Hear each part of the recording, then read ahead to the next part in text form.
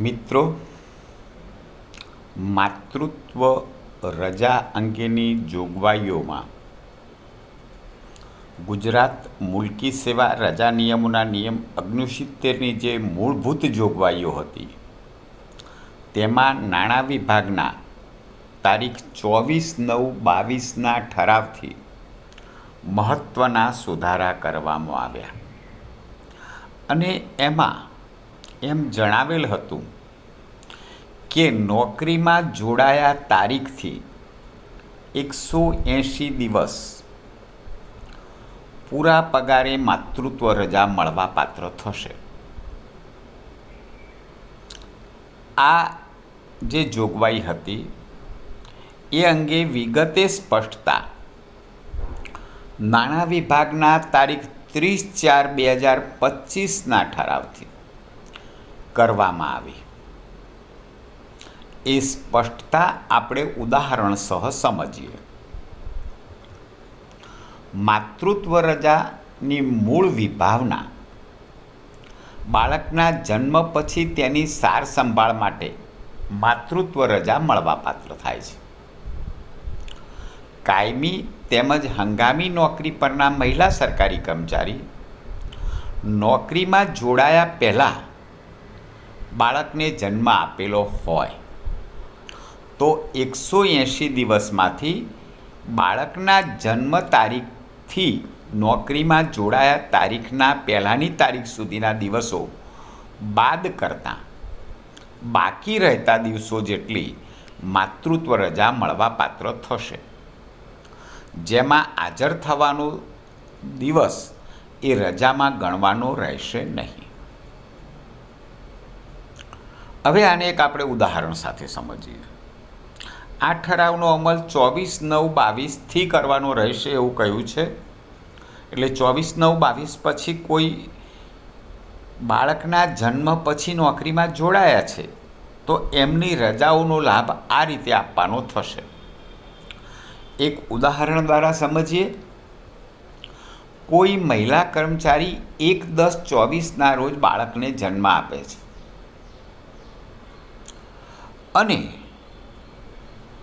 એને 15/12/24ના રોજ એટલે લગભગ 2.5 મહિના પછી સરકારમાં નવી નોકરી મળે છે અને 15/12/24 નવી નોકરી જોઈન્ટ કરે છે તો તેને કેટલા દિવસની માતૃત્વ રજા મળવાપાત્ર થાય અને આ રજા પૂરી થઈ એણે ક્યારે હાજર થવું જોઈએ? મિત્રો, અહીં ફરી સમજી લો કે 1/10/24 બાળકનો જન્મ થયો એ વખતે એ નોકરીમાં નહોતા. 15/10/24 નોકરી મળે છે અને 15/10/24 નવી નોકરીમાં હાજર થાય છે તો એને બાળકના જન્મથી નોકરી જોઈન્ટ કરી એ સમયગાળાની દિવસો 180 દિવસમાંથી બાદ કરવાના થાય. ઉદાહરણથી સમજીએ.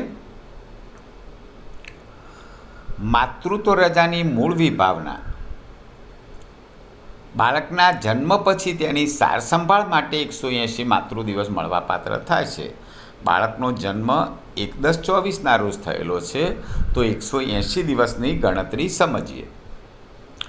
1/10/24થી દિવસો ગણીએ તો ઓક્ટોબર 24ના 31 દિવસ, નવેમ્બર 24ના 30 દિવસ, ડિસેમ્બરની 14 તારીખ સુધી એમની પાસે નોકરી નથી એટલે બાળકના જન્મથી 75 દિવસ એ નોકરીમાં જોડાયા પહેલાંના દિવસો થાય. હવે 15/12/24થી નવી નોકરી જોઈન્ટ કરે છે. એક દિવસ માટે તે દિવસ ગણવાનો રહેશે નહીં એટલે 15/12/24 તો એ ફરજ પર આવે છે.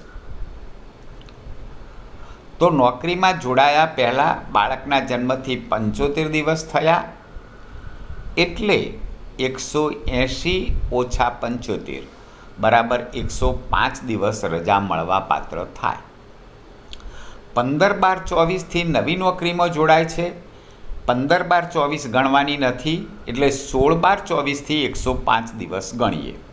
ડિસેમ્બરના 31 દિવસ હોય એમાં 15 તારીખ સુધીના દિવસો કાઢી નાખીએ તો 16 દિવસ ડિસેમ્બરના, જાન્યુઆરીના 31, ફેબ્રુઆરી 25ના 28 અને માર્ચ 25ના 30, એટલે ટોટલ 105. અને જન્મ પહેલાં 175 લીધા હતા, એટલે ટોટલ 180 થયા. તો એમણે 31મી માર્ચે હાજર થવું જોઈએ, કારણ કે માર્ચની 30મી તારીખે એમને 105 દિવસ પૂરા થઈ જાય છે. તો 31 માર્ચે હાજર થવું જોઈએ.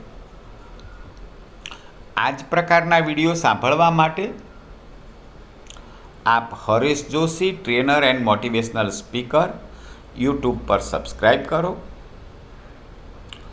શ્રીમદ ભગવદ્ ગીતાના વિડીયો અને અન્ય સ્પિરિચ્યુઅલ વિડીયો સાંભળવા motivation by Haresh Joshi subscribe કરો. આભાર.